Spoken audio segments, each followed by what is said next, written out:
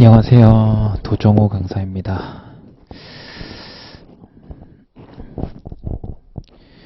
오늘 이제 상황 판단 입문 강의 첫날이고요.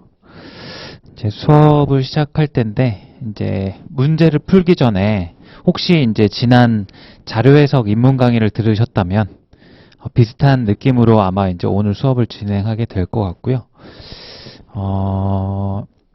오늘의 수업 목표도 첫날이니까 저번과 마찬가지로 첫 번째는 오늘 수업만으로 대강의 이제 상황 판단이라는 과목의 유형에 대해서 한 문제 정도씩 이제 살펴볼 건데, 단순히 문제를 하나씩 푸는 게 아니라 이제 제가 생각하는 이제 피셋의 어떤 기본적인 능력과 상황 판단의 이제 문제가 어떻게 연결되는지 그렇게 설명을 위주로 할 거고, 이제 두 번째는 이제 우리 이번 주 수업 5일 동안 하게 될, 그 얘기를 한 거죠, 방금? 이제 두 번째는 이제 오늘 수업만으로도, 만약에 이제 오늘 듣고, 뭔가 나랑 안 맞는데, 뭐 이럴 수 있으니까, 오늘이 마지막일 수 있으니까, 오늘 수업만으로도 뭔가 어떤 효용이 있게끔 완결성을 좀 가지려고 생각을 하고 왔습니다. 자, 이제, 자료를 받아보셨을 텐데 거기 이제 첫 페이지에 또 이제 나와 있죠. 이제 요거는 형식상 넣어놨는데 이제 PSAT 개관 이러고 PSAT 시험 개요. 문제수는 40문제고요. 제한 시간은 90분입니다. 여기도 마찬가지로 자료 해석과 다르지 않죠. 한 문제당 평균적으로 배정할 수 있는 게 2분 10초예요. 원래 조금 더 돼요. 2분 한 15초 잡으면 OMR 마킹 시간이 너무 부족해지고 한 10초 잡으면 OMR 마킹 시간이 한 8분 정도 뭐 이렇게 나오는 걸로 알고 있는데, 자, 평균적인 게 그렇다는 거고, 이제 유형을 먼저 살펴볼게요. 이제 상황 판단 문제 유형 같은 경우는 여러분들이 이제 상황 판단을 공부를 시작했다면 언어 문제를 접해 보셨을 거라고 저는 생각을 해요.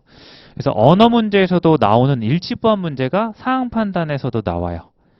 근데 이제 다른 점이 있다면 언어의 같은 경우는 거의 다 텍스트죠. 그죠? 근데 이제 상황 판단 같은 경우는 어떤 형식이 정해진 글이에요. 그러니까 대표적으로는 법조문이 있고요. 여러분들이 이제 2차 과목을 한다면 행정법이라는 과목이 있을 거고 뭐 헌법 1차 과목에도 있으니까 무슨 조 이렇게 시작하는 거 보셨죠. 그죠? 그래서 아무래도 그냥 일반 글에 비해서는 형식이 잡혀 있으니까 이런 형식이 잡혀 있는 것 같은 경우는 여러분들이 그 형식에만 익숙해지면 의외로 독해가 되게 빨리 돼요. 그리고 법조문이라는 특색이 있어요.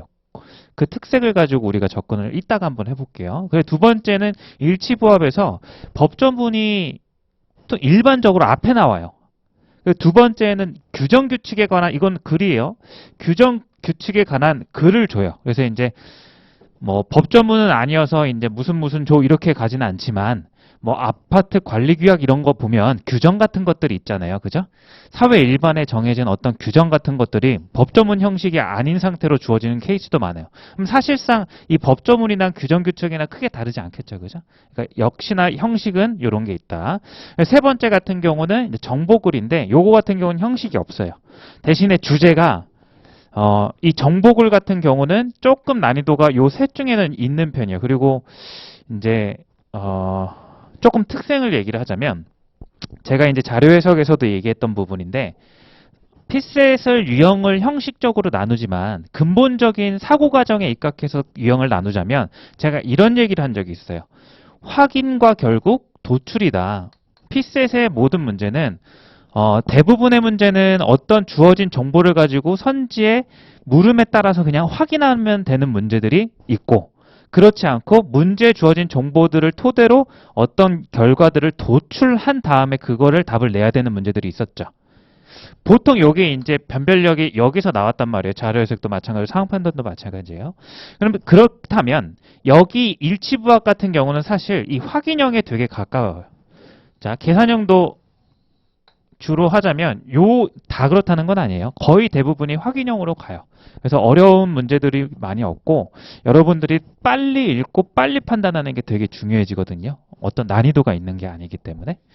어찌됐든 이제 이 정보글 같은 경우는 이제 왜 이렇게 이 얘기를 했냐면 유독 얘가 이제 도출과 좀 관련이 많이 있어요. 그래서 이제 도출 문제들도 많이 나오고 확인 문제도 있지만 요 세 가지 중에서 비교를 하자면. 그래서 조금 글이 좀 양으로 따지면은 글의 양이 조금 적게 주어지고 조금 내용이 난이도가 있는 과학 지문 같은 것도 가끔 나오고. 자, 그렇게 생각하시면 되고, 그 다음에 이제 큰 유형으로는 두 번째가 이제 자료 해석에서도 봤던 계산형인데, 형식만 다를 뿐이지 똑같아요. 그냥 시키는 대로, 주어진 대로 정보를 가지고 계산을 하고 비교해 주시면 돼요. 그 다음에 이제 세 번째가 이제 퀴즈형 이런 게 있어요. 자, 이제 두 개를 분리를 할게요. 이제 말 그대로 퀴즈는 당연히 이제 어디로 가겠죠? 여기 사고 과정으로 나자면 도출로 가겠죠? 여기 파트 같은 경우는 유형을 굳이 하자면 형식적으로 몇 가지 유형들이 나오긴 해요. 이제 올해 같은 경우를 유형을 나눠본 건데 이렇게 이제 마지막에 이제 뭐라고 썼죠? 방정식, 경우의 수, 극대극소와 논리퍼즐. 이건 어떤 뭐 문제 유형의 제목 같은 건데 마지막엔 결국 어떤 유형적인 게 아니라 창의 사고력이라고 해가지고 결국 개인적인 어떤 그동안에 쌓아왔던 연역적 사고력을 기반으로 한 창의 사고력이 되게 중요해지는 문제들이 꽤나 많아요. 그래서 여러분들이 이런 부분들은 사실 나중에 가면 이제 포기 상태로 이건 잘 찍자 뭐 이렇게 접근하는 문제다라고 생각을 해주시면 돼요. 자, 이제 유형을 잠깐 봤으니까 여기 한번 살짝만 볼게요. 자, 그 자료에 이제 이 상황 판단 인문 강의도 작년 이제 기출 문제 위주로고요. 필요한 것만 문제 그 외의 기출을 조금 제가 삽입을 해놨어요. 자, 두 번째 페이지를 이제 잠깐 보세요. 이제 제일 첫 번째 문제 1번 이렇게 나오잖아요. 법조문이에요. 이런 형식으로 나온다라는 거예요. 조문의 형식이 무슨 조 이렇게 이제 동그라미 1번 이렇게 나오죠, 그죠? 그거는 이제 무슨 항 이렇게 읽고요. 그러면 이제 거기 한 장 또 넘어가 보시면 법조문이 계속 나오다가 이제 페이지 6페이지까지 가보시면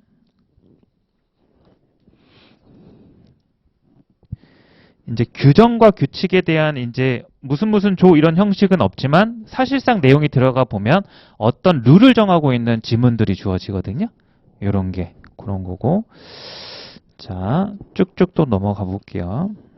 그 다음에 이제 10페이지까지 한번 가보세요.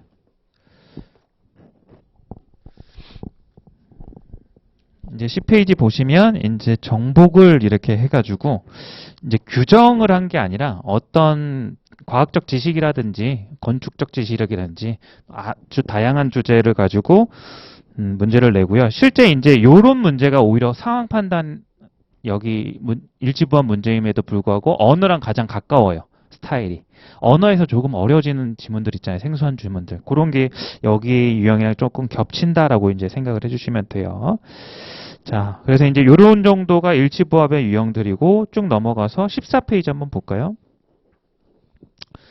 자, 14페이지 가시면 이제 조건을 주고서 이제 계산하는 문제들이 이제 있어요. 요거는 이제 나중에 이제 수업 가서 제대로 보는 걸로 하고요. 그 뒤부터는 이제 퀴즈형이에요. 요거는 뭐 지금 본다고 해서 큰 의미가 있는 게 아니니까 요 정도로만 이걸 보도록 하겠습니다. 자, 다시 이제 앞에 봐주시면 제가 생각했을 때 이제 이러한 PSAT의 시험에 이제 근본적인 능력과 이제 우리의 재학 사항을 한번 살펴볼 건데 이제 가장 큰 특징이 PSAT이라고 하는 이 시험이 지식을 묻는 게 아니라 이제 능력을 묻는 시험이잖아요. 그래서 상황 판단에 필요한 능력들을 조금 나열을 해봤어요. 그래서 첫 번째가 이제 능력에서 독해력, 그 다음에 이제 두 번째가 인식 속도. 세 번째가 연역적 사고력, 네 번째가 창의 사고력 이렇게 적어놨어요. 그래서 이제 어떤 의도를 가지고 이렇게 배열을 해놨냐면 사실 물론 독해력이 여기에 사용이 안 되는 건 아닌데 상대적인 강조점으로 얘기를 할게요. 연역적 사고력하고 창의 사고력은 사실 요 문제를 풀 때 필요한 능력이죠. 도출형, 퀴즈형 문제. 그리고 이제 독해와 인식 속도 같은 경우는 난이도가 있는 지문이 아니라 어떤 정보의 양이 많이 담겨있는 글을 빨리 확인하는 데 필요할 거 아니에요. 이 속도 같은 경우. 이렇게 이제 연결이 될 거라고 봐요. 그래서 이게 이제 지금 이제 거의 곧 바로 보겠지만 일치부합 문제 같은 경우 여러분들이 이미 수능에서도 많이 본 스타일이기 때문에 이런 것들은 낯설지가 않아요. 그래서 난이도 가지고 얘기를 하진 않을 텐데 여러분들이 이제 해줘야 되는 건 요거예요. 독해력보다 문제되는 거는 이제 요거죠. 인식 속도. 그죠? 그래서 이제 저번에도 제가 이제 개인적으로 얘기를 드린 바도 있긴 한 것 같은데, 요거와 관련해서는 여러분들이 이제, 꼭 속독을 배우라는 건 아닌데, 속독에서 이제 가장 기본이 뭐냐면, 속발음을 하시면 안 돼요. 그러니까, 글을 읽을 때, 수능은 어차피 국어 같은 경우나 언어 영역 같은 경우는 시간이 부족한 시험이 아니잖아요. 그러니까 글을 빨리 읽으면 당연히 유리하지만 그렇지 않다고 해서 다 못 풀거나 그런 정도의 시간이 아니에요. 맞죠? 그러니까 빨리 읽으려고 했던 습관들을 많이 안 하셨을 수도 있는데 글을 읽을 때 예를 들어서 속으로 읽는데 한 글자씩 이게 속으로 발음하는지를 본인이 확인을 하셔야 돼요. 그래가지고 그걸 하고 있다면 그건 좀 고쳐주셔야 돼요. 무슨 얘기냐면 속발음을 안 하고 글을 읽는다라는 건 글을 읽을 때 사진 찍듯이 읽는 거거든요. 그래서 속독에서 이제 역량에 따라서 초보 단계에서는 일단은 뭐 한 요만큼만 읽고 그 다음은 한 줄씩 읽고 그 다음은 두 줄씩 사진 찍고 그 다음 세 줄씩 사진 찍고 뭐 나중에 이제 많이 속독이 연습이 되면 뭐 말은 한 페이지 전체를 한순간에 사진 찍을 수 있다라고 이렇게 얘기를 하더라고요. 저는 뭐 그런 정도 경지는 아닌데 일단은 반틈도 좋고 한 줄도 좋거든요. 속발음만 안 하고 사진 찍듯이 읽는 거를 조금 연습을 해주셔야 되고 그걸 제가 이제 뭐 가르칠 수는 없으니까 이제 여러분들이 혹시라도 이제 이런 게 만약에 자기가 부족한 것 같다 싶으면 유튜브나 네이버 같은 검색을 통해서 뭐 속독 연습 훈련 영상 뭐 이런 거 치시면 나올 거예요. 그 보면은 글이 떴다가 금방 사라져요. 그러니까 속발음을 하려면 시간이 주어져야 되잖아요. 그걸 못하게끔 방지하는 그런 거 영상이거든요. 그러니까 비유를 하자면 이런 거예요. 한번 다 같이 오른쪽 한번 잠깐 보실래요? 다시 이쪽으로 보세요. 그럼 이런 거예요. 글을 읽을 때 이렇게 읽으셔야 돼요. 처음에 쓱 봤죠? 그 질문을 던지는 거예요. 오른쪽에 모니터가 몇 개죠? 그럼 다시 보세요. 찾아갈 수 있단 말이에요. 한 번에 보고 나면. 그러니까 처음에 사진 찍듯이 그 찰나의 순간에 정보를 담는 게 아니라 구조를 담는 거예요. 그런 다음에 질문이 나오면 모니터가 몇 개죠 하면은 나도 모르게 그 잔상이 남아서 글로 가는 거예요. 무슨 얘기인지 아셨죠? 그죠? 요거를 한번 직접 문제를 가지고 한번 해보려고 해요. 자, 가장 이제 저는 글을 읽을 때 기본이라고 이제 생각이 드는데, 자, 한번 봅시다. 그 한 페이지 넘어가세요. 자, 그 1번 문제 있죠? 자, 잠깐 문제를 풀 시간을 드릴 건데, 예를 하나 들어드릴게요. 조금 설명을 드릴게요. 근데 이제 조금 조심스러운 것 중에 하나가, 글을 읽는 건 되게 방법이 다양해요. 습관도 아마 다 다를 거고. 그래서 일치부학 같은 경우는 어떻게 보면 여러분들이 잘 걸러 들으셔야 돼요. 그러니까 본인이 하고 있는 방법이 분명히 난 이게 편하고 저거랑 크게 다르지 않고 뭐 시간도 많이 쓰지 않는 것 같은데 하면은 굳이 바꿀 필요는 없어요. 근데 부족한 점이 있다라고 스스로 생각이 되면 비교해봐서 저거는 내가 얻으면은 조금 도움 되겠다. 스스로 판단해 주셔야 돼요. 글 읽는 건 제가 이렇게 가르친다는 게 오만할 수도 있거든요. 오히려 제가 더 못할 수도 있어요. 다들 이제 수능 대비를 하면서 역량치가 다들 있을 테니까. 자, 어찌됐든 이제 제 관점에 대한 얘기를 해드리겠습니다. 자, 이제 기본적으로 법조문에서는 이제 대중소의 목차가 무슨 조, 그 다음에 무슨 항, 그래 무슨 목 이런 식으로 가기도 해요. 그래서 이제 목 다음에 이제 호 다음에 이제 목 이렇게 가겠죠. 자, 그래서 이제 여기 부분에서 땡땡조, 여기는 제1항. 그래서 이렇게 읽을 때 1호. 그래서 가끔 이제 기역, 니은 이렇게 가, 나 이렇게 나올 수도 있어요. 거기가 이제 목단이라고 보시면 되고, 그냥 어렵지 않게 거의 나오는 건, 조, 항, 호에 해당하거든요. 그래서 그냥, 대목차, 중목차, 소목차 이렇게 생각하시면 돼요. 자, 이게 기본적인 거고, 하나 더. 이제 글을 읽을 때 제가 방금 이런 얘기를 했잖아요. 처음에는 이거를 모든 정보를 다 읽고 한 번에 선지를 확인하면 이게 외운다는 게 순간적으로 외운다는 게 진짜 참 쉽지가 않거든요. 그래서 제가 권하는 방식은 사진 찍듯이 이거를 찍어두고 그 다음에 선지 가서 올라오는 거예요. 그래서 이제 순서를 한번 적어볼게요. 글을 보는 순서. 제가 권장하는 건 먼저 글의 구조를 파악을 해주세요. 그러니까 저한테는 자료나 상황이나 언어가 그렇게 안 달라요. 자료 할 때도 기억하기 전에 할 때도 똑같이 얘기했거든요. 자료 관계 구조 먼저 보고 그 다음에 찾아갔잖아요. 이 글인 것뿐이지 똑같은 거예요. 본질은 제가 생각했을 때. 그 다음에 순서가 선지가 될 거고요. 그 다음에 글로 가자라는 거예요. 이때는 내용에 집중해서 확인해 주시면 되는 거죠. 그러니까 순서를 이렇게 잡았지만 또 누군가에 따라서는 이렇게 보시는 분들도 많거든요. 발췌독이라고 해서 선지 먼저 보시는 분들도 있어요. 근데 선지 먼저 본다는 게 이거랑 크게 다르지 않아요. 선지를 확인하고 그 분은 아마 글의 내용을 바로 올라가는 게 아니라 글의 구조를 먼저 살핀 다음에 그 선지를 본 녀석의 구조를 살피고 그 안에서 링크 따라가서 아마 내용 확인하는 이런 식일 거예요. 그러니까 사실상 발췌독을 얘기하고 있는 거예요. 자, 그래서 우리는 발췌독이라는 걸 한번 해보자. 자, 근데 이제 언어는 이렇게 하면 좀 안 되는 문제들이 요새 많이 나오니까 과목마다 달리 접근을 해줘요. 그 문제마다 그거를 유동성 있게 접근을 할 줄 알아야 돼, 나중에는. 딱 일률적으로 내가 이 글을 보고 무조건 얘는 발췌독하겠다. 얘는 정독하겠다. 이렇게 가면은 이제 안 맞아요. 이게 풀다 보면은 그게 이제 내공이 쌓여서 언어도 문제마다 발췌독이 되겠다 싶은 것들은 발췌독 해도 되고 또 안 되겠다 싶은 건 정독해야 되고 뭐 그런 게 있는데 뭐 어찌됐든 상황 판단 같은 경우는 언어와 달리 이제 거의 발췌독으로 접근하시는 게 제가 봤을 때는 우월한 것 같고요. 자, 하나 더 이제 얘기해 드릴게. 어떤 글이라고 하는 건 기본적으로 저희가 초등학교 때 배우는데 어떤 원칙에 따라서 이제 작성되는 게 기본이죠. 맞죠? 육하 원칙이라고 하잖아요. 그죠?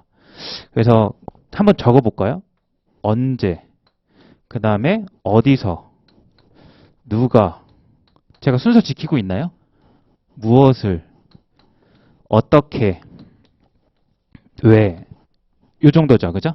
순서는 저도 오래돼가지고 이게 맞는지. 자, 이걸 왜 적었냐면요. 여러분들이 구조를 파악할 때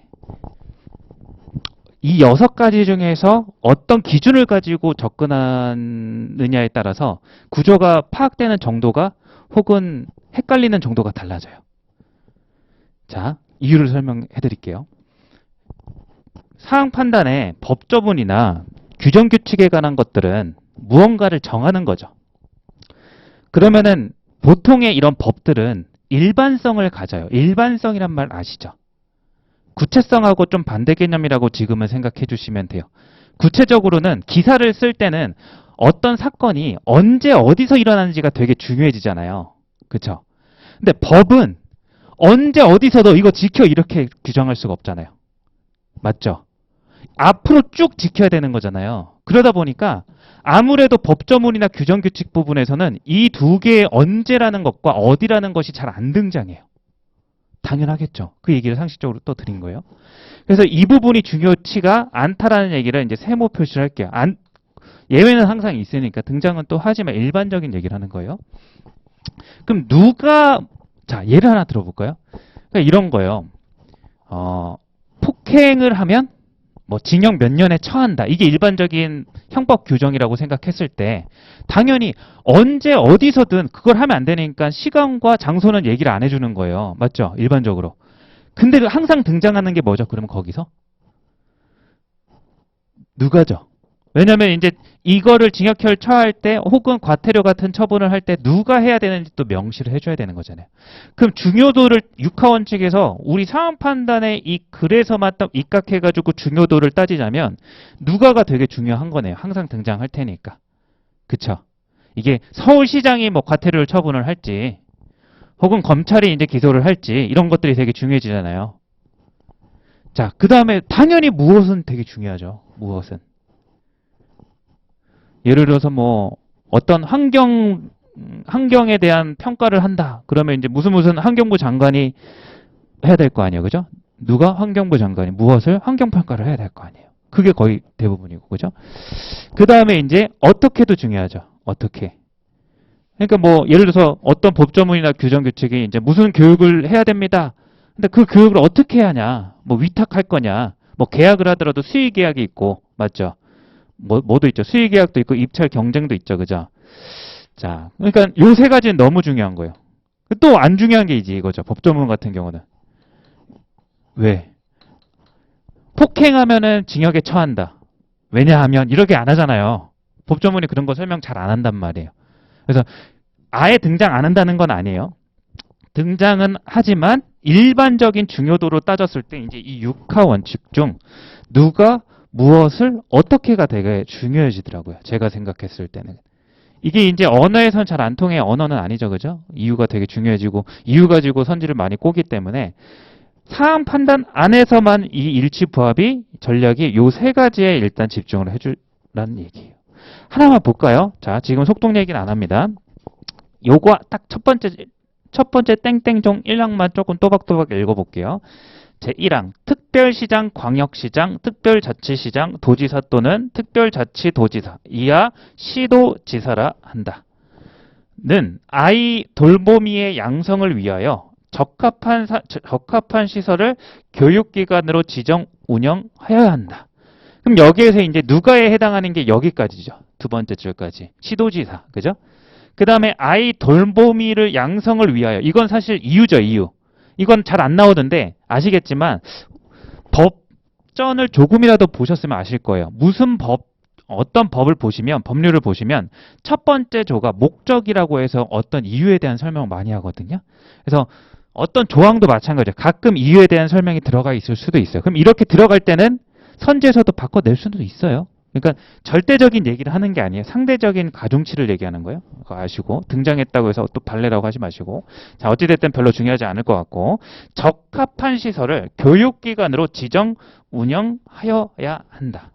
그럼 여기 이 첫 번째를 이렇게 보시라는 거예요. 이 법조문은 누가 등장했고요. 왜는 등장했고 지금 중요한 얘기는 이게 아니니까 어떻게는 등장은 안 했지만 누가 무엇이 이렇게 등장한 거예요. 누가 무엇이. 그죠?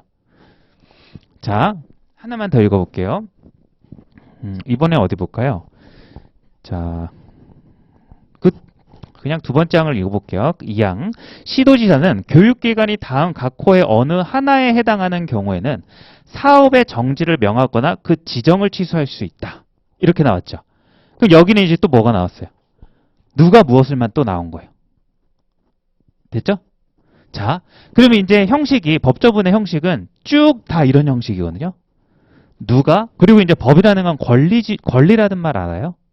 어떤 그냥 지금 모르시겠다면 권리의 뜻을 모르시겠다면 누가 무언가를 할 수 있는 자격 정도라 이렇게 생각을 해주세요. 정확히는 이제 권한 얘기한 건데 뭐 권리, 권한 이런 거를 생각했을 때 그 권리의 권한의 주체가 되게 중요해져요. 법에서는. 그렇기 때문에 누가라는 게 되게 항상 등장해요. 그럼 여기 한번 보세요. 시도지사 이제 누가 입장에서 한번 볼게요. 아이 돌보미 이렇게 등장하고 마지막에는 여성가족부 장관 이렇게 등장하죠. 그럼 이제 여기서 이제 중요한 얘기, 제 생각에는 중요한 얘기가 이렇게 나와요. 자주 등장해서 누가랑 어떻게는 중요한데 이건 이제 세부 내용이니까 거의 항상 등장하는 게 누가랑 무엇인데 이 1항, 2항, 또 다른 조 1항, 2항, 3항, 4항, 5항, 또 다른 조 1항 이렇게 살펴보면 누가는 겹칠 때가 많아요. 맞죠? 그럼 여러분들이 슥슥 이거를 구조를 만약에 파악한다는 관점으로 보면 누가에 집중하면 헷갈려요. 반복되니까. 맞죠? 여러분들이 자 구조를 잘 짠다는 건 사실상 이렇게 비유하자면은 주소거든요. 주소가 있는데 서울시에도 뭐 AA9가 있고 인천시에도 AA9가 있을 수 있잖아요. 그럼 이런 주소는 헷갈린단 말이에요. 실제로도 무슨 그 서울과 인천을 잘 모르는 상태에서 무슨 구라는 얘기를 했을 때 모르는 사람은 서울로에 가야 될 걸 인천으로 갈 수도 있단 말이에요. 이해되죠? 그럼 이 주소의 명칭이 같을 가능성을 가진 누가에 집중하시면 이거를 구조를 파악할 때 항상 헷갈리고 잘못 찾아갈 수 있어요.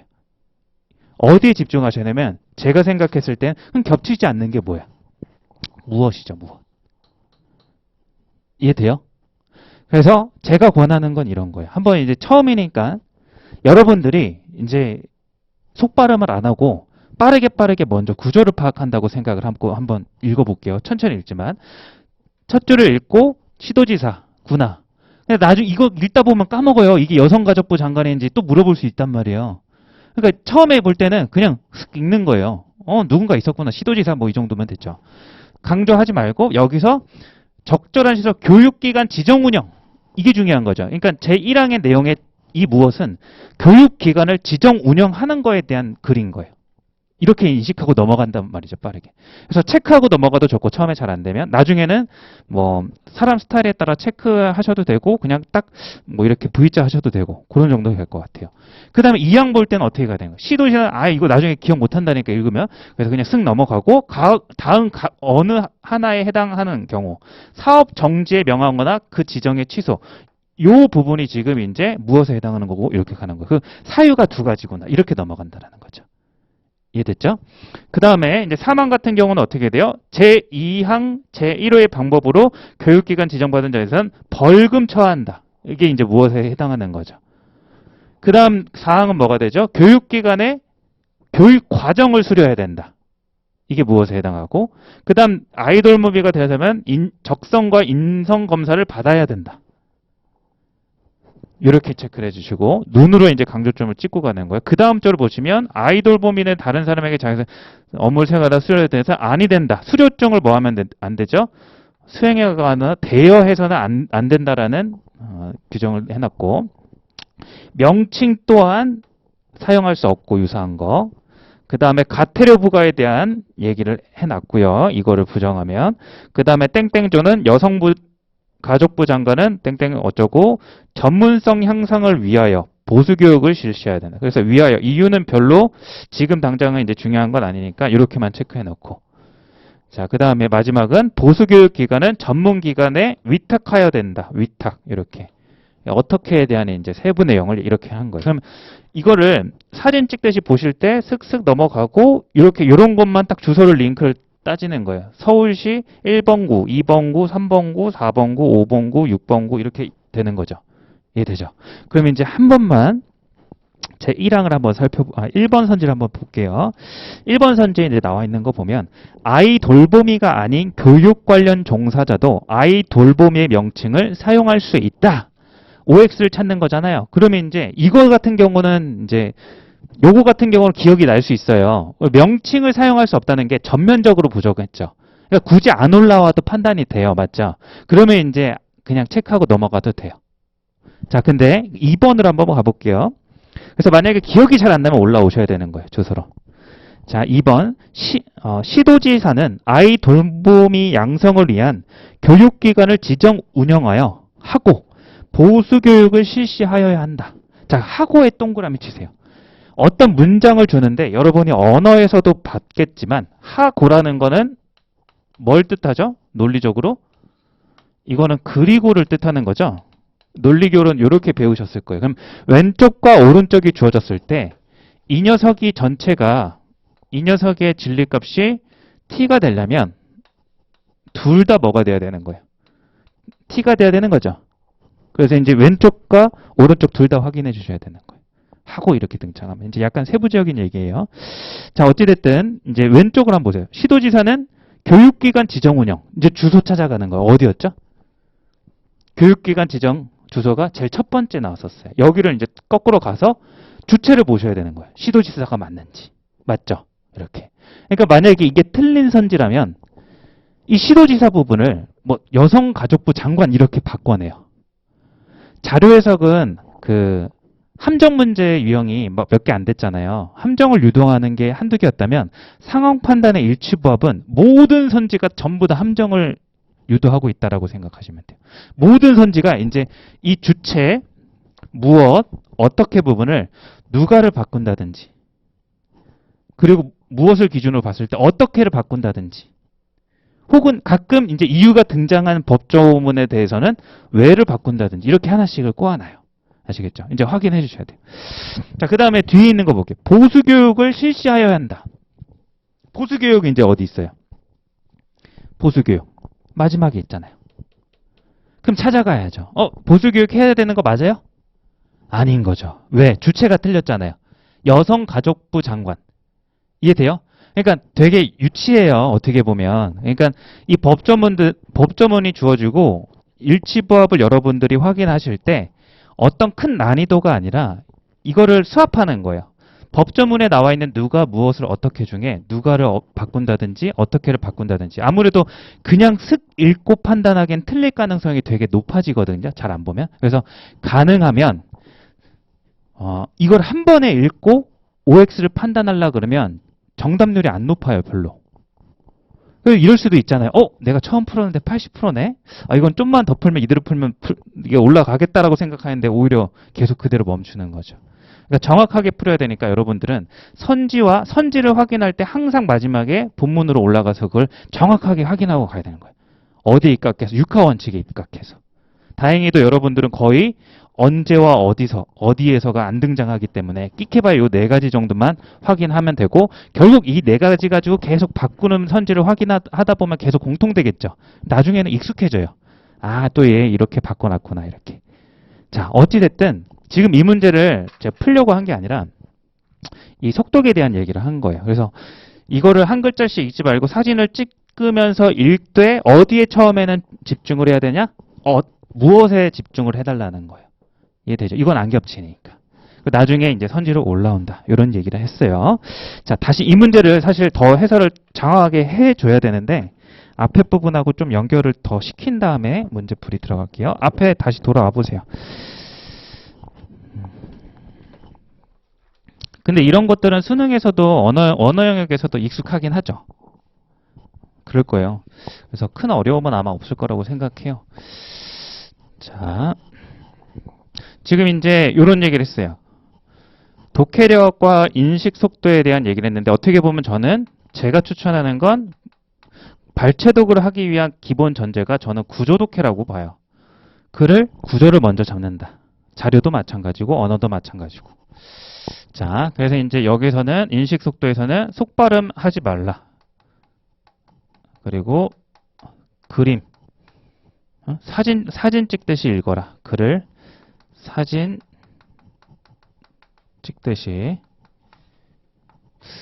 찍듯이인가요? 인가요? 이거 창피하네. 모르겠네. 이렇게 쓸게요. 듯이 읽자. 자, 이런 얘기를 한 거예요. 그럼 이제 제한 시간으로 가볼게요. 그러면 이제 방금 문제만 봐도 알겠지만 난이도가 높지가 않아요. 일치부합 같은 경우는 금방금방 읽고 금방금방 확인하고 넘어갈 수 있는데 사원 판단 같은 경우는 여기가 거의 주된 메인이거든요. 퀴즈형이. 문제수 정도를 알려드리면 한 일치부합 여기 부분이 한 올해 기준 18문제 정도 될 거예요. 여기도 한 18문제. 그러니까 딱 반반에 여기 한 4문제 이렇게. 반반 이렇게. 그럼 90분을 쓰는데 보통 여기까지 18문제 푸는데 한 40분을 절대 넘기면 안 되는 것 같아요. 그래서 빨리 푸시는 분들은 30분에서 40분 사이로 이렇게 하시고 이제 목표가 이렇게 돼야 되는 거예요. 쉽다 보니까 당연히 이제 메인인 퀴즈 문제를 풀어야 점수를 확보 더 할 수 있을 거 아니에요. 그러다 보니까 당연히 남들도 잘하는 부분에서는 빨리 풀고 이게 첫 번째예요. 빨리 풀기. 두 번째는 실수를 안 해줘야 돼요. 여기서 하나 틀리면 결정적이죠. 퀴즈 문제 한 문제 풀기가 진짜 힘든데 어떻게 보면 상대적으로 이걸 실수해버리면은 이거를 하나를 덜 맞춘 꼴이 돼버리니까 그래서 이거는 절대 실수하면 안 된다는 목표를 가지고 가야 돼요. 그래서 실전에 가서는 진짜 많이 용인해도 한 개. 이 정도. 그러다 보니까 여러분들이 이제 실수 관리라고 했는데 이건 자료 해석에서 얘기했던 거랑도 겹쳐요. 개인적인 실수 관리를 해주셔야 돼. 자꾸 내가 누가를 확인 안 한다든지 아니면 옳은 걸 찾는 건데 옳지 않은 걸 찾는다든지 메커니즘을 만드시고 그 다음에 이제 두 번째 여기다 안 써놨는데 두 번째는 여러분들이 선지 설계에 익숙해지시면 돼요. 이렇게 어떻게 선지가 설계가 되는지에 대한 어떻게 틀리게 만들어낼까 이건 아까 얘기했던 부분이에요. 뭐 누가를 바꾼다든지 뭐 이런 것들. 자, 그런 관점에서 이제 얘기를 다 하기 위해서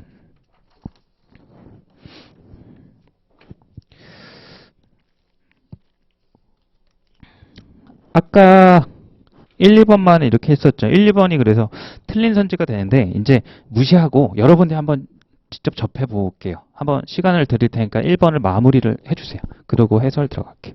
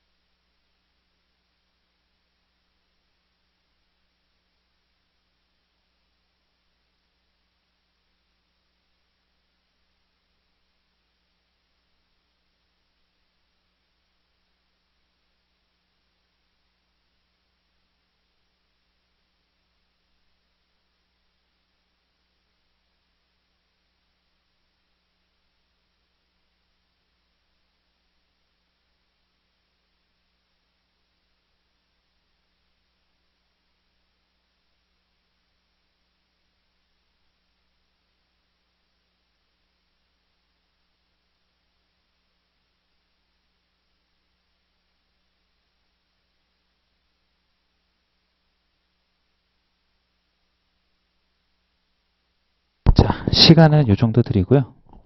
정답은 5번 나오셨으면 됩니다. 그래서 이제 한번 조금 이 문제에 대한 해설 전반을 조금 다 해보려고 해요. 일단 선지부터 답을 내고 그 다음에 다시 이제 올라가서 할 얘기가 더 있는데 그거 해볼게요. 아까 이제 1, 2번은 했죠, 그죠? 그래서 이제 제가 빨간 표시를 해왔는데 1번은 사용할 수 있다. 뭐 주체에 대한 얘기가 아니라 무엇에 대한 가부였기 때문에 이건 다시 안 올라가도 아마 대부분 1번은 그냥 슥 넘어갔을 거예요.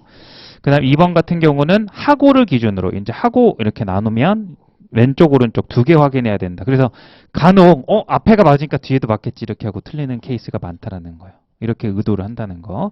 세 번째 같은 경우는 아이돌 범위가 되려는 적성 인성 검사를 받아야 되는 시도지사가 해요. 적성 인성 검사를 이제 여러분들이 올라가 주시면 되죠. 어디 있죠? 이거 여기 있죠? 첫 번째 조 마지막에 그죠?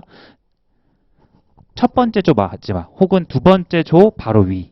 거기에 5항이라고 있을 거예요. 거기 그러니까 이런 걸 잘 따놔야 되는 거예요. 주소. 적성 인성 검사 뭐 바로바로 올라가려면. 선제 여기 3번 선지가 적성 인성 검사니까 바로 여기로 가는 거예요. 아시겠죠? 자, 그럼 거기 위로 보면은 어디 뭐가 나와 있죠? 주체가 다르죠, 그죠? 누가가 다르잖아요. 여성 가족 이거는 이제 아이 돌보미가 누가가 되지만 여긴 정확히 얘기하면 어떻게죠? 인물이 이제 뭐 기간이 나오긴 하지만 어떻게 해당하는 것 같아요? 여성 가족부 장관에게 받아야 되는 거죠. 그러니까 3번 같은 경우는 여기 어떻게 부분을 이렇게 바꿔놓은 거예요. 어찌됐든 틀렸고요. 그다음 4번 같은 경우는 부정한 방법으로 아이돌 몸이 양성을 위한 교육을 지정받은 경우. 자, 저는 사실 이 문제를 보면서 이제 이거 대단한 게 아니라 이제 아셨을 거예요. 아시는 분들은. 본문에 가보시면 저희가 읽다가 보면 이런 게 나오거든요. 어떤 항이 이렇게 분할해서 이렇게 규정이 되고 있는데 다른 항에서 그 전 항을 언급을 하잖아요. 무조건 연계되는 거라서 되게 중요해져요. 일반적으로. 꼬아내기 좋잖아요. 그죠? 그래서 이 부분, 이 항 1호에 의로 교육기관 지정받은 자 이렇게 나오잖아요. 그죠? 그럼 요 사유가 되게 중요해져요. 그죠? 그럼 거기에 이제 1호에 뭐라고 돼 있죠? 거짓이나 그 밖에 부정한 방법으로 교육기관을 지정받은 경우 이렇게 나와 있죠. 그 이제 4번 선지 보세요. 이걸 쉽게 만들었으면 제 2항 1호라고 줬으면 훨씬 쉬웠을 텐데 이걸 플레임으로 이렇게 적어내니까 그게 그건 줄 몰랐던 거 아니에요. 무슨 얘기인지 이해하죠, 그죠? 그럼 이제 부정한 방법이니까 요거고. 그러면 이제 처벌을 어떻게 받아야 되는 거예요? 여기 이 호가 속한 녀석을 무엇을 봐야 되잖아요.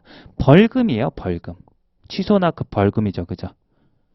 근데 거기 아래 뭐라고 이제 매칭을 시켜놨죠? 선지는? 과태료라고 해놨어요. 이해돼요? 그래서 과태료는 어디 돼 있죠? 그 뒤, 이제 두 번째 조항을 보시면은 이제 있죠. 마지막 사망에 과태료 이렇게 돼 있는 거예요. 그리고 이제 여러분들이 공부를 이제 만약 처음 시작하신다면 아직 상식적으로 벌금과 과태료가 이제 구분이 안 갈 수가 있어요. 그래서 이제 잠깐만 언급해 드리면 과태료는 법률적으로 이게 이제 행정 질서벌이라고 해요. 행정법에서 이제 이렇게 나오고요. 벌금은 이제 징역과 되게 병과적인 거죠. 몇 년 이하의 징역 또는 벌금 얼마 이렇게 하잖아요. 그럼 이거는 판사가 보통 그렇게 한단 말이에요. 그죠? 그럼 보통 검찰에서 기소를 해가지고 판사가 결정을 하는 거예요. 그래서 요거 같은 경우는 완전 사법부에 의해서만 내려지는 거라서 이제 형벌이라고 해요. 흔히 얘기해서. 그럼 행정질서벌은 뭘까요? 사법부가 내리는 게 아니라 행정부가 내리는 거예요. 뭐 시장 같은 사람이 혹은 아침에 과태료 이제 뭐 차량 가장 흔한 게 차량 운행하다가 뭔가 어떤 교통법규 같은 거를 어겼을 때 과태료 끊잖아요.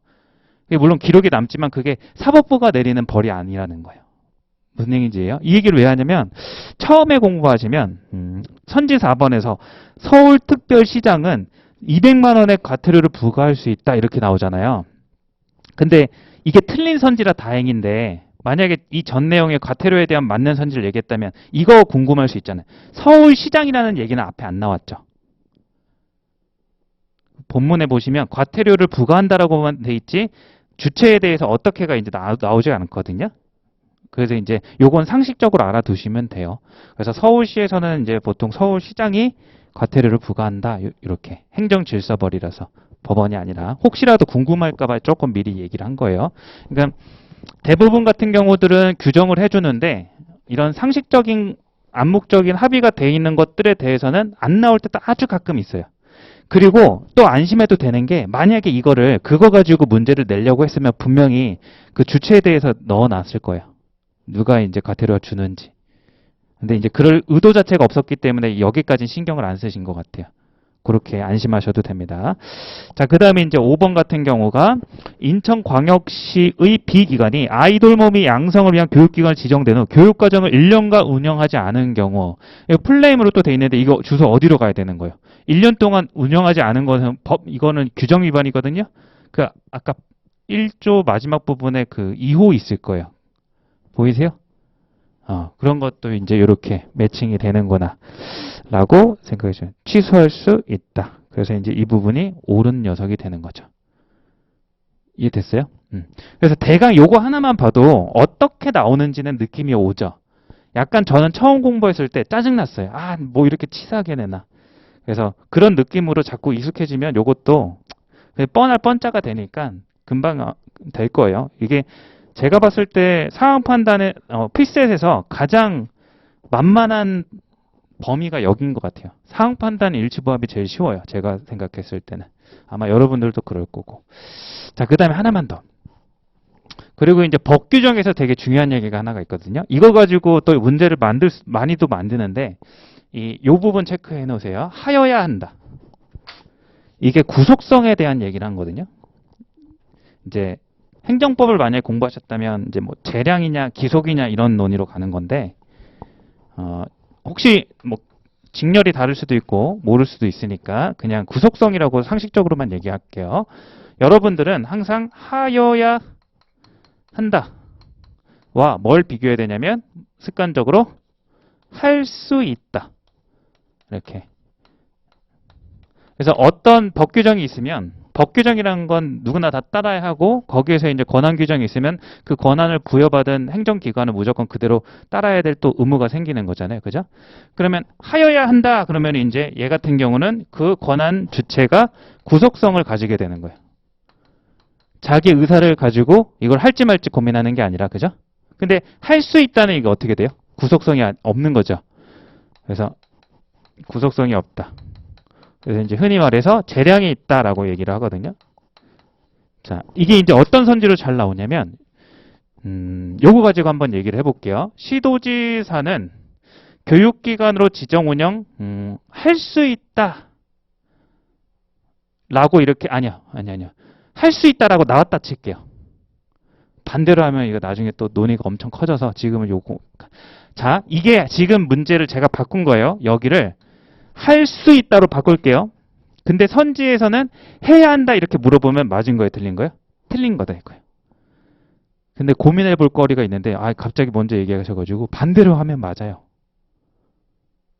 지금 요 상태에서 시도지사는 교육기관으로 지정 운영할 수 있다라고 하면 맞는 선지예요.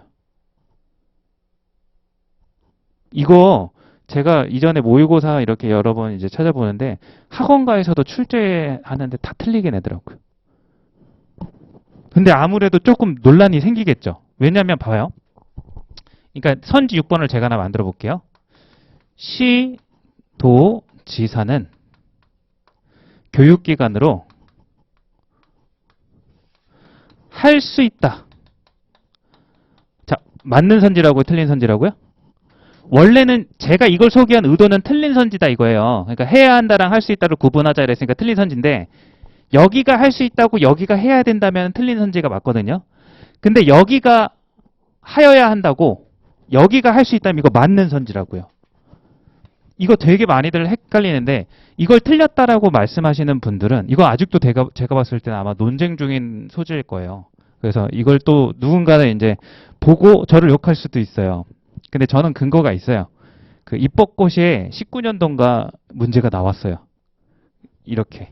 저는 이전부터 이렇게 생각을 하고 있었는데 근데 불과 제가 올해죠. 올해 이제 사설 모의고사에서도 이게 틀린 선지로 나왔다니까요. 그래서 제가 그거 풀면서 이건 사설이니까 틀리다 하고 다른 문제를 정답을 찾아서 상관없었는데 이게 그만큼 이제 헷갈리는 것 중에 하나인데 그냥 문맥 글자만 보면 해야 한다 얘는 이걸 본 거죠. 맞은 사람과 틀린 사람의 논리는 이게 틀렸다고 본 사람들은 이 수험생들을 일반적으로 생각하신 것 같아요. 구속성이 하나는 있고 구속성이 없으니까 틀린 거다.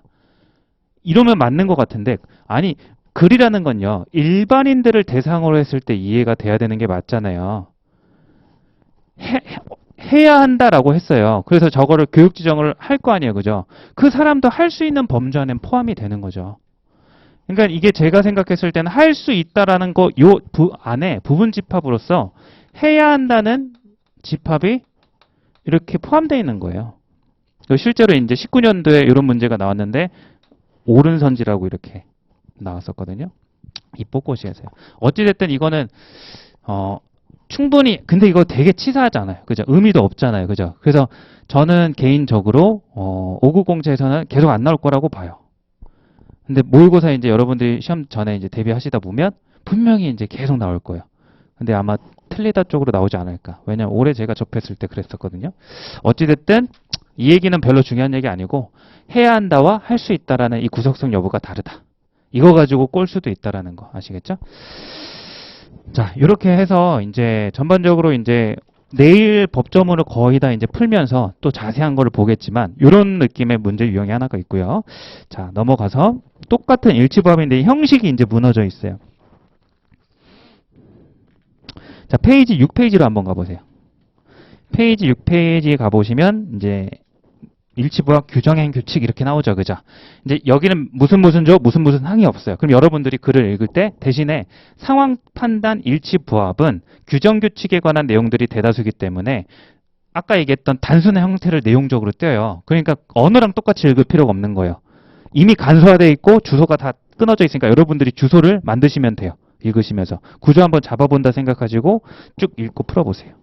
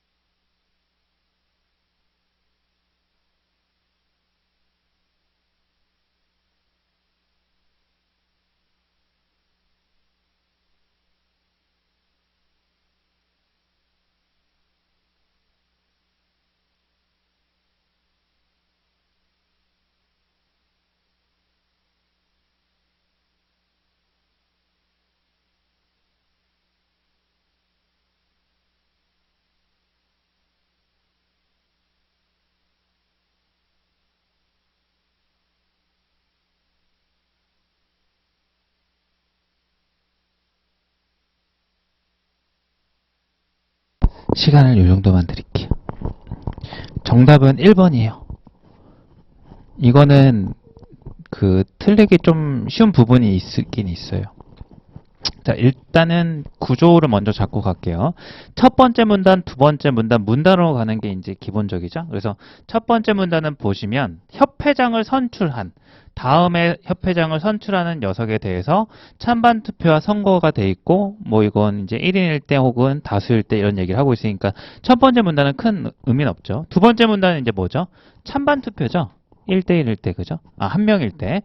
그래서 이제 이 찬반 투표만 있는 게 아니라 일단 정회원이라는 이 용어에 대한 정의를 하고 있어요. 그래서 정회원을 얘기를 하고 있구나.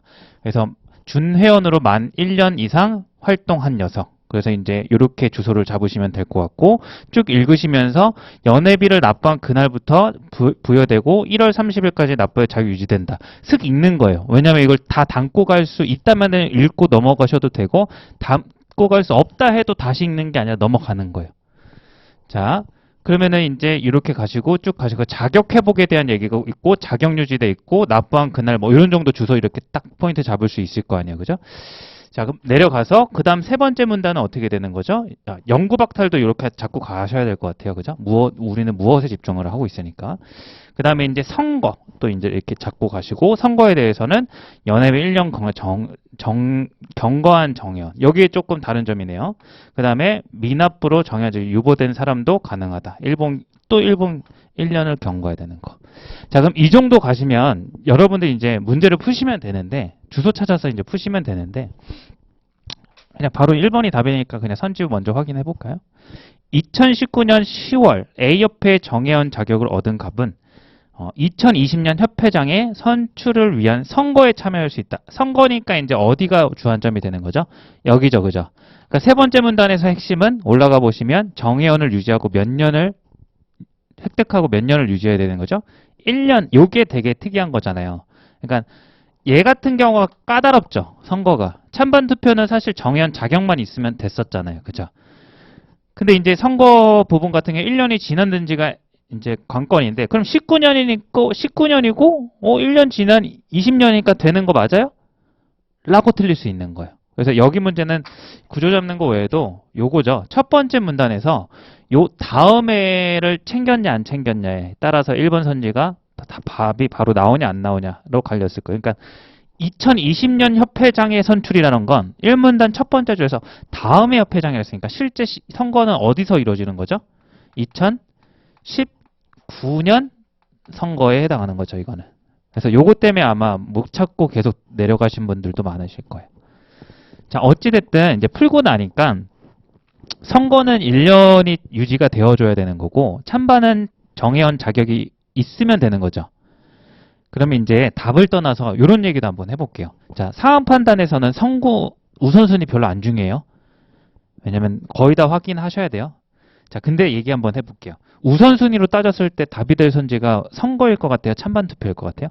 여러분이 딱 읽고 났을 때? 선거죠. 어려우니까. 좀 더 까다롭잖아요. 절차가. 맞아요? 그래서 그냥 얘기를 하자면 뭐 1번 하고 3번 하고 여기 안 나와 있는데요. 5번 정도에서 답이 있을 거라는 예상도 좀 할 수 있죠. 그냥 이건 재미삼아 하는 거예요. 자, 왜 이런 걸 해봤냐면 일치부합은 어차피 여러분들이 다 풀 거니까 그리고 난이도가 어렵지 않으니까 우선순위가 별로 중요치 않아요. 근데 이제 상황 판단의 퀴즈 부분 가시면 이제 다 못 푸시는 게 일반적이란 말이에요. 그럼 찍으실 거 아니에요. 그때도 선거안을 쓰셔야 돼요. 답일 것 같은 것 중에 골라야 돼요. 기억나죠? 자료 해석에서 제가 요거에서 이제 요 얘기가 아니에요. 이제 찍는 얘기 하는 거예요. 조금 넘어서 벌써 해서 이제 퀴즈에서 해야 될 얘기인데 상황 판단 이건 안 쓰셔도 될 것 같아요.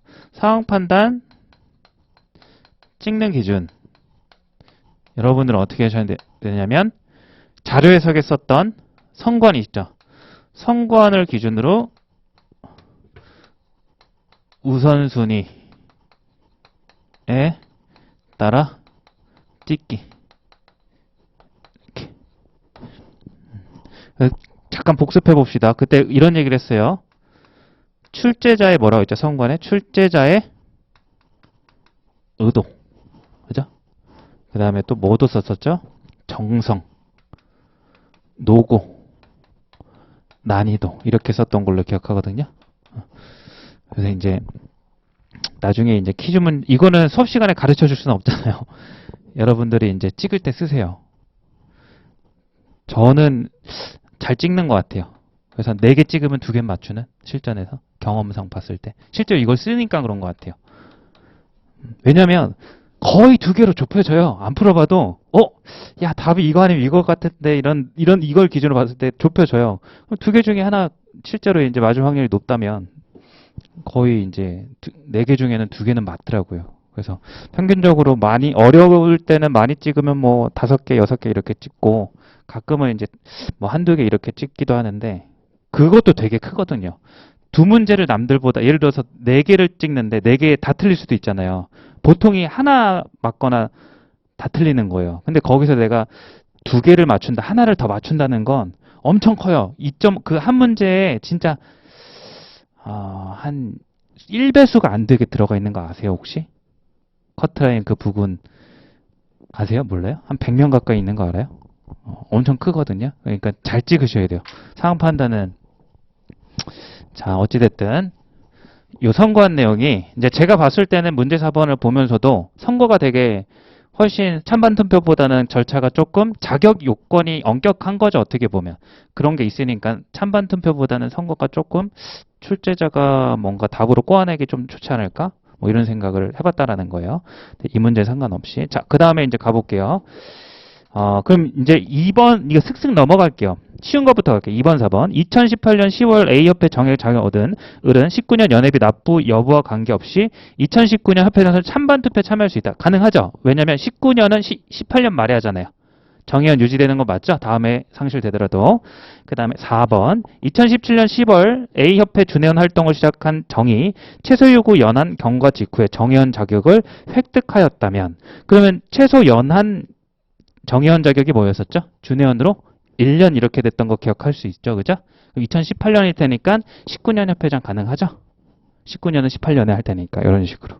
그 다음에 3번도 한번 볼게요. 2017년 10월 A협회 정회원 자격을 얻은 병이 연회비 미납부로 자격이 유보가 되었대요. 그러면 이 사람이 그 연회비를 미납한 건 18년 초겠죠? 1월 30일 날.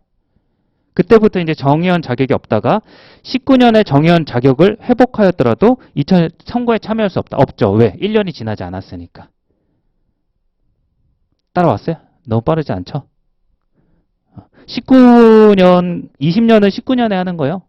그리고 19년에 회복하면 이제 자, 이건 주소 찾아가긴 해야 돼요. 회복에 대한 거 어디 있었죠? 마지막 문단 보이세요? 마지막 문단에 박탈하고 회복에 대한 얘기가 있죠. 그러더라도 어떻다라고 돼 있어요? 1년을 유지해야 된다 이렇게 나와 있을 거예요.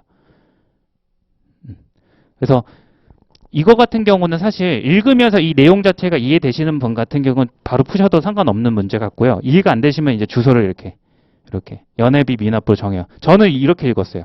세 번째 문단 읽을 때 선거 같은 경우는 회원 자격이든 박탈이 당하든 어찌됐든 정의원으로부터 1년 이렇게 정리가 되니까.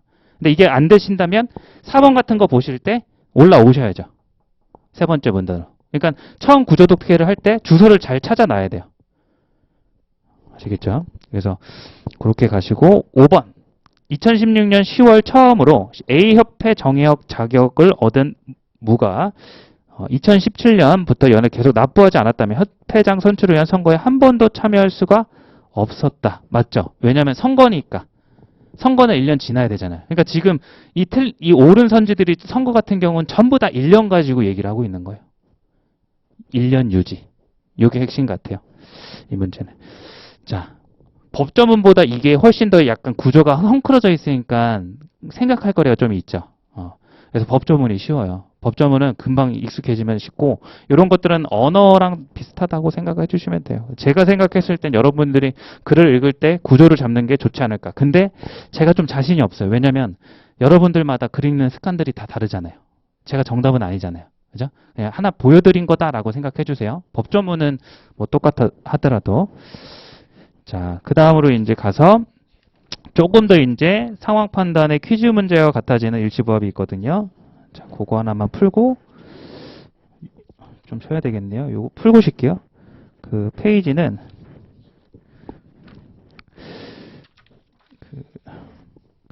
6페이지 풀었죠.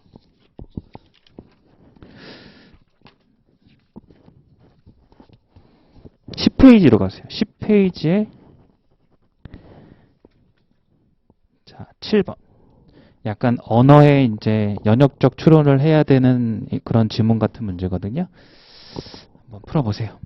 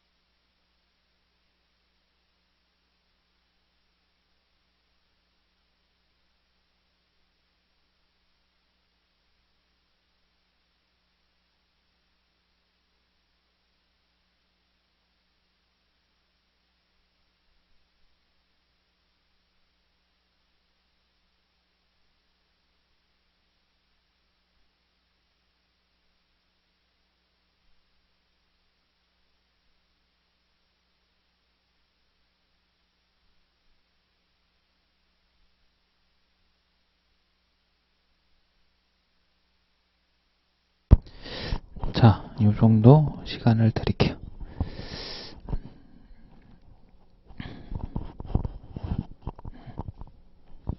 자, 같이 한번 볼게요. 그래서 이제 옳은 것을 골라라. 여러분들이 이제 읽으면 이제 맥동 병광석은 읽으시면서 밝기가 변한다. 별로 의미 없죠. 그죠? 뭐 변한다는 거. 이 정도만 뭐 팽창숙축 뭐 밝기가 변한다.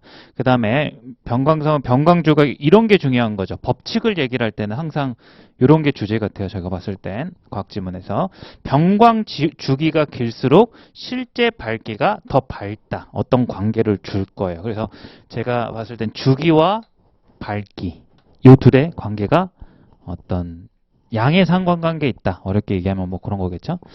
자, 그 다음에 두 번째 문단 같은 경우는 셰페이드 변광성.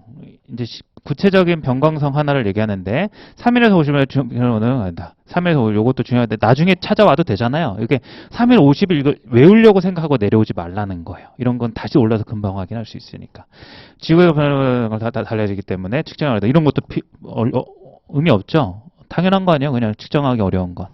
자, 주기 강도에서 실제 밝기를 알 수 있다. 그래서 주기 강도, 이건 중요한 거죠.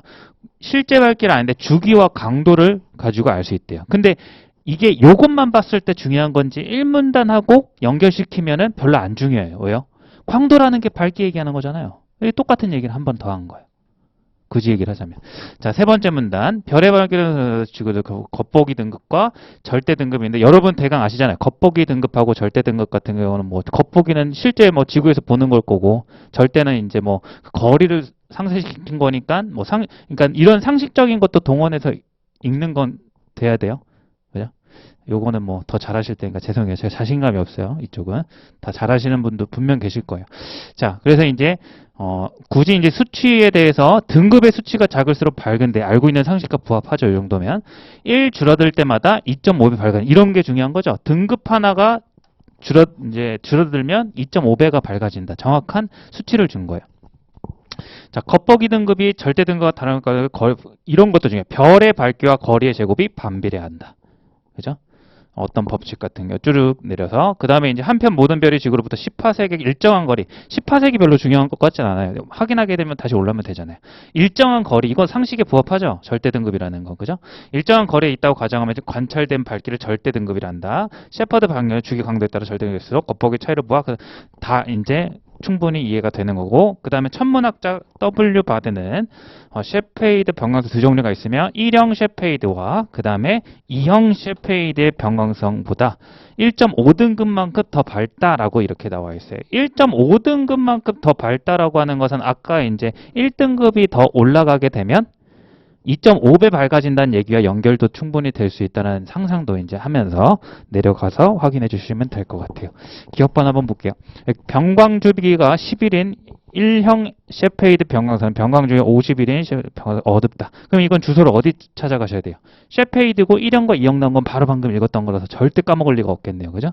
바로 올라가셔가지고 자 변광 주기가 동일한 변광 주기를 갖는 이거 같은 경우는 이렇게 된다 그랬죠? 그죠?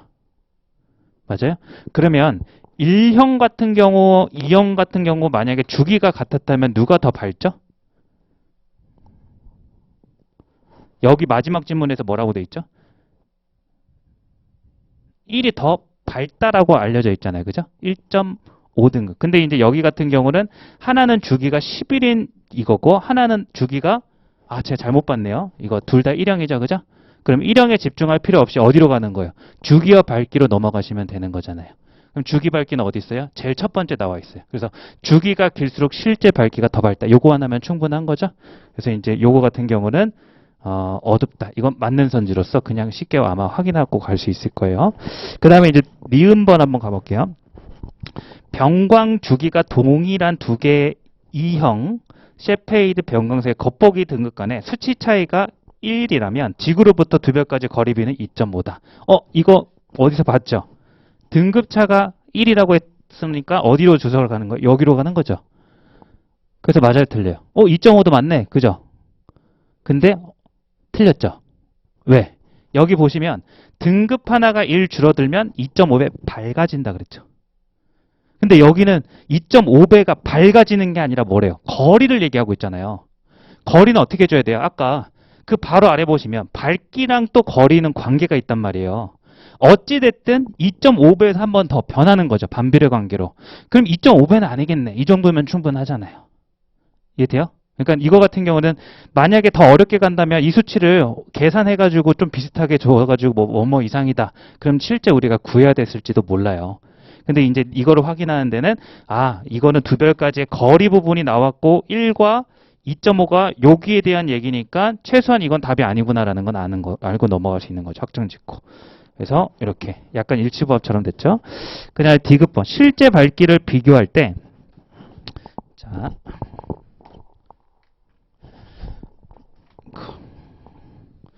실제 밝기를 기준으로 비교할 때 변광 주기가 21인 1형 셰페이드 변광선은 같은 주기의 2형 셰페이드 2.5배 이상 밝다. 어때요? 이건 맞아요? 이건 뭐 어떤 얘기를 하고 있는 거예요? 지금 이제 주소를 찾아가 보시면 여기는 변광 주기가 같고 뭐가 다르죠? 1형과 2형이 다르니까 여기 마지막 문단이야. 맞아요? 그럼 이제 마지막 문단에 보시면 1형과 2형 같은 경우는 같은 주기를 가지면 몇 등급만큼 더 밝다라고 얘기하고 있죠? 그쵸? 1.5등급. 그럼 여러분들은 이제 이런 걸 추론을 해줘야 되는 거예요. 1등급이 아까 몇 배라고 했어요? 1 줄어들 때마다 2.5배 밝아진다라고 했단 말이에요. 그죠? 그럼 1에 대응하는 게 2.5배면 여러분들은 1.5에 대응하는 게 2.5 곱하기 어떻게 해주시면 돼요? 1.5 더 크다 정도만 해도 사실 상관없는데 굳이 구한다면. 이해돼요? 그럼 이제 디귿. 그래서 이제 이렇게만 물어보는 거예요. 2.5배 이상 밝냐? 이렇게만 묻는 거예요. 그래도 맞죠, 그죠? 이렇게 확인은 된다라는 거예요. 아까도랑 똑같아요. 니은하고 디귿은 더 어렵게 만들려면 수치 조정을 더 했을 거예요, 아마도. 자, 그래서 이제 지금 현재까지 기억이 맞고 디귿이 맞고 니은이 틀렸죠. 답 나왔나요? 1번 이렇게 나오는 거죠. 리을은 이제 자 확인해 볼게요. 자, 상황 판단은 자료 해석과 달리 다 확인해 주시는 게 요 얘기 해야 되겠다. 자, 요거 하고요. 리을번. 지구로부터 1파색 떨어진 별의 방향 절대 등가 이거는 너무 쉽네요. 그죠? 아까 1파색이 아니라 10파색이었죠. 그죠? 요거 완전 일치부합이고 이 문제를 조금 어렵게 만들려면 니은 디귿일 것 같아요. 자. 그리고 이 문제 여기까지 해설 갈게요. 여러분들이 이런 거 반비례 이런 거 나오잖아요. 지금 올해 문제 이게 쉬워서 그런 건데 사실 이게 이전 기출 살펴보면 요 관계식을 여러분이 정확히 도출해서 값을 묻는 문제들도 많이 있거든요. 이런 형태에서.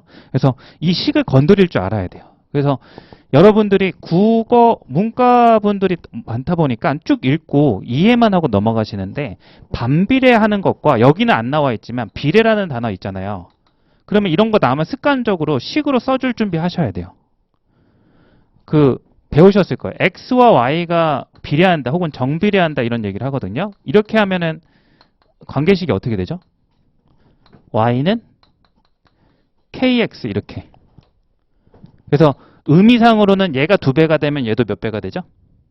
얘가 2배가 얘가 2배 되는 관계식 요건 거예요. 그래서 여기서 K는 상수다 뭐 이렇게 적잖아요. 아마 이제 이번 주에 이런 문제를 풀 건데 그때 가서 더 자세한 이야기는 하겠지만 X와 Y가 오늘은 이제 이렇게 쓰자라는 것까지만 얘기를 할게요. 이 문제는 어떻게 쓰라는 거예요? Y는 X분의 K 이렇게. 그러면 이제 여기서는 K는 또 마찬가지로 상수. 그럼 얘가 2배 증가하면 얘는 어떻게 될까요?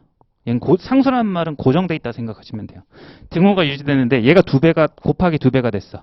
그럼 얘는 어떻게 돼요? X는 2배가 나눠져야 돼요. 2분의 1이 돼야 분모가 2분의 1이 돼야 전체가 2배 되니까. 그런 관계. 얘 2배 되면 너 2분의 1, 너 3배 되면 3분의 1, 너 2배 되면 너도 2배, 너도 3배 되면 너도 3배 이렇게. 그러면 이제 예를 들자면 여기 문제에서 뭐라 그랬죠? 별의 밝기와 거리 제곱이 반배한다고 했죠. 그럼 어떻게 써야 되는 거예요? 밝기라고 하는 것은 뭐 거리의 제곱분의 K다 이렇게. 아시겠죠? 만약에 니은 지문이 직접 수치를 구해야 된다면 여기다 넣어서 구하셔야 되는 거예요. 무슨 얘기인지 이해하셨어요? 네. 자, 이렇게 해서 이제 요 문제도 이런 문제가 있다. 오늘 너무 깊이 들어가지는 않고 이 정도만 할게요. 그래서 확실히 앞에 법조문하고 방금 전 문제보다는 난이도가 뛰죠. 추론해야 돼서 그래요. 실제 글을 통해서 여러분들이 수식을 도출하는 문제들이 여기에 많이 있어요.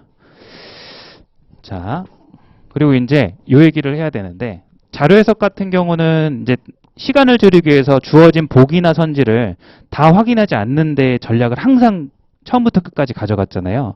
근데 상황 판단 같은 경우는 기억, 니은, 디귿, 리을 보기가 없는 건 아닌데 있더라도 뭘 하나를 안 봐도 되는 그런 건 요 문제 같은 게 거의 없어요. 거의 대부분이 이제 1번부터 5번까지 선지로 주어지는데 이게 이제 답이 나온다고 해서 그냥 넘어가는 거에 대한 고민을 좀 하셔야 돼요. 예를 들어서 이제 1번 같은 거 한번 다시 가볼까요? 제일 처음에 풀었던 거. 거기서 저희가 이제 5번이 실제 답이 나왔긴 했어요. 근데 이제 답을 고르다 보면 중간에 선지가 남을 수도 있잖아요. 근데 이제 1번부터 5번 선지를 저희가 다 살펴봤는데 전부 다 함정선지예요. 맞죠? 그러니까 여러분들이 이게 답이라고 딱 골랐는데 전부 다 함정이다 보니까 실수를 하기가 되게 쉬운 구조예요.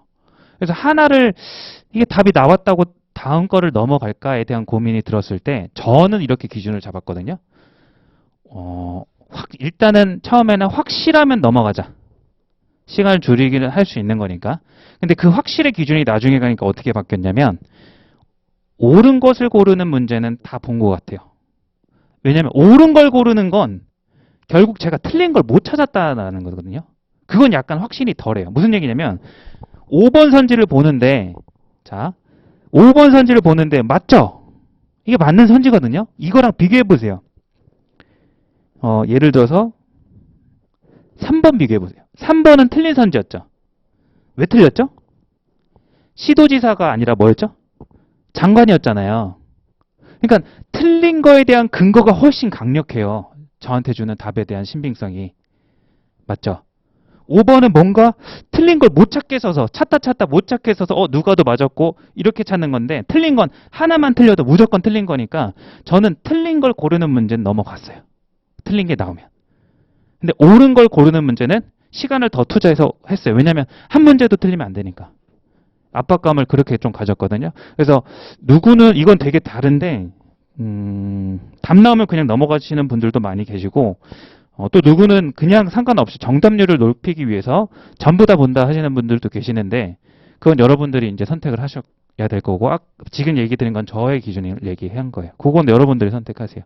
그래서 만약에 이걸 답이 나왔는데 남은 선지를 다 확인한다면 한 18문제 기준으로 몇 분 정도를 소비를 할까? 고민을 해보시고 한 5분은 더 쓸까? 투자할 만한 가치가 있나? 실수 하나 방어하는 게 퀴즈 한 문제 5분 가지고 내가 풀 수 있는 거 이렇게 막 비교를 해보시면 되는 거예요. 아시겠죠?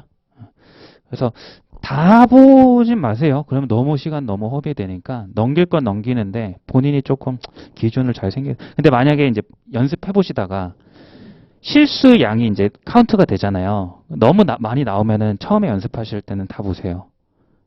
아직 못 보고 있다는 거니까. 어찌됐든 그 얘기까지 해서 좀만 쉬었다가 그 다음에 이제 이어서 수업하겠습니다.